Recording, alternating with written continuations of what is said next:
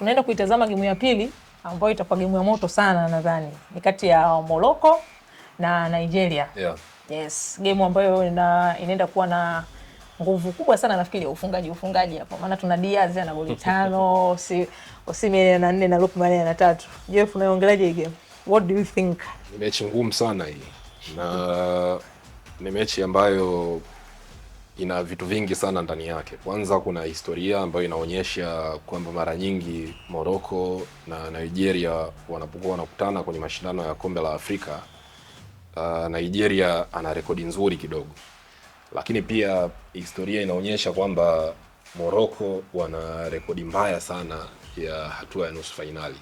Okay. Kwa sababu hata walipotwaa ubingwa wao pekee mwaka 76, wakati huo kulikuwa hakuna hatua ya nusu fainali.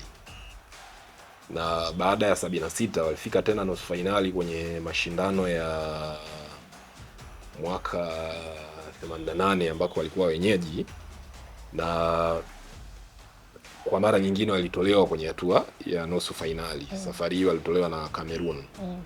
Mwaka 2000 walikuwa kwenye kundi moja na Nigeria alishinda hilo kundi, na Morocco akawa wa mwisho, akaondoshwa mashindanoni. Nigeria akaenda kupigwa fainali na Cameroon. Kwa hiyo baada ya hapo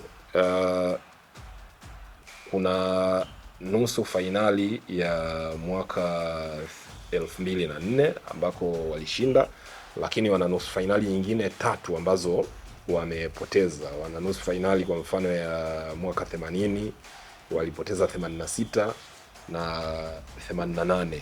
Mwaka 80 walipoteza na Nigeria ambao walikuwa wenyeji wa mashindano ya Afrika wakati huo, na walipoteza kwa bingwa ambayo yalikuwa ni Misri kwa mwaka 86. Kwa hiyo mara nyingi historia inaonyesha kwamba ukikutana na Morocco kwenye kombe la Afrika alafu ukamfunga, unaenda kutoa ubingwa. Kwa sababu 88 walipigwa na Cameroon akaenda kutoa ubingwa. Mwaka 86 walipigwa na Egypt. Yeah.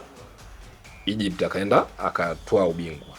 Na mwaka 80 walipigwa na Nigeria akaenda akatoa ubingwa. Kwa hiyo tutegemee kitu hicho kama Nigeria akimpiga kwenye nusu finali Morocco, anaenda kutoa ubingwa. Na yani mimi kama Nigeria anashinda nusu finali hii, mimi finali hata sitoangalia, kwa sababu itakuwa inatabirika kirahisi sana.